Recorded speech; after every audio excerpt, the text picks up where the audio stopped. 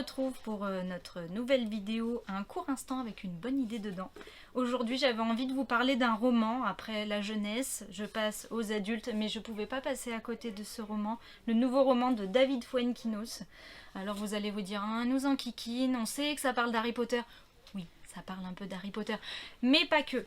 En fait, c'est surtout un roman sur l'échec et sur comment rebondir après un échec. Et c'est là qu'Harry Potter est important parce que c'est l'exemple parfait en fait pour raconter cette histoire.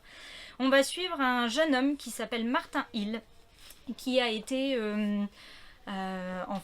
c'est celui qui a failli être Harry Potter. Pour la petite histoire, quand les films ont été tournés, ils ont eu beaucoup de mal à trouver un acteur pour Harry Potter, et à la fin il n'y en avait plus que 2.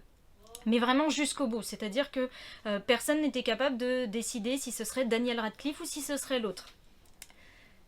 La manière qu'ils ont utilisée pour choisir un des 2 enfants, c'est en fait de le mettre en confrontation avec les acteurs des 2 autres personnages du trio, à savoir Ron et Hermione.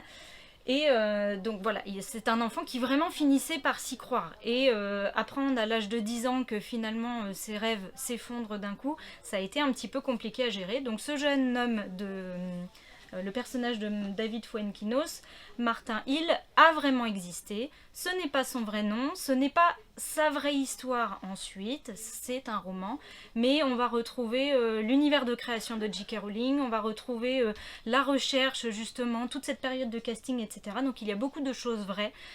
C'est très intéressant, c'est chouette et ça fait beaucoup réfléchir sur finalement l'échec, comment on peut rebondir et est-ce que nos petits échecs... on fait toujours une montagne de quelque chose. Est-ce qu'il n'y a pas d'autres gens qui sont dans la même situation que nous et est-ce que ça peut nous aider à rebondir?